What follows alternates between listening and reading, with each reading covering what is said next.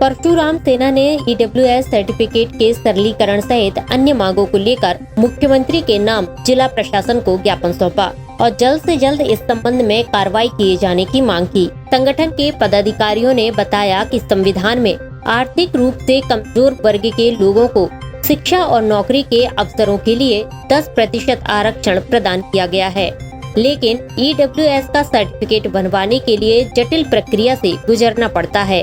इसलिए इसका सरलीकरण किया जाए। सीधी भर्ती द्वारा भरे जाने वाले राज्य स्तरीय पदों में ईडब्ल्यूएस 10% आरक्षण का अनिवार्य उल्लेख कर पालन किया जाए।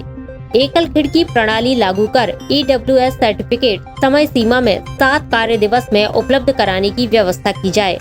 आर्थिक रूप से कमजोर वर्ग के छात्रों के लिए ईडब्ल्यूएस सर्टिफिकेट की वैधता 5 वर्ष की जाए। छात्रों को निःशुल्क स्टेशनरी पुस्तक उपलब्ध कराई जाए। साथ ही शासकीय, अशासकीय और निजी छात्रावास में प्रवेश की तरह 10% आरक्षण की विशेष सुविधा उपलब्ध कराई जाए।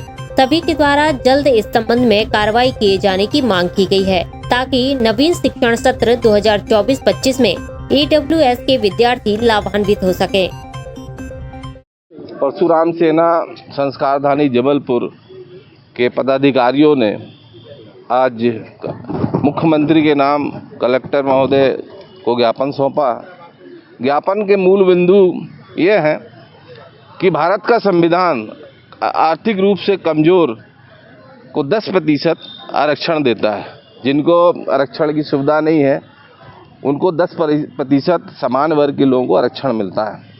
उसमें विसंगति है, उस विसंगति को दूर करने के लिए हमने ज्ञापन दिया।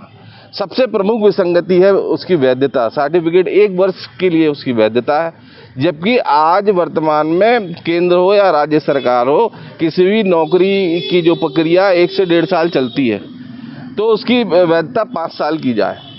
हम डिग्री कोर्स, स्नातक कोर्स करने जाता है बच्चा तो 3 वर्ष लगता है। जब वो पीजी करता है, पोस्ट ग्रेजुएशन करता है, 2 साल लगता है। तो 5 साल उसको पूरे एजुकेशन में लगते हैं, हायर एजुकेशन में।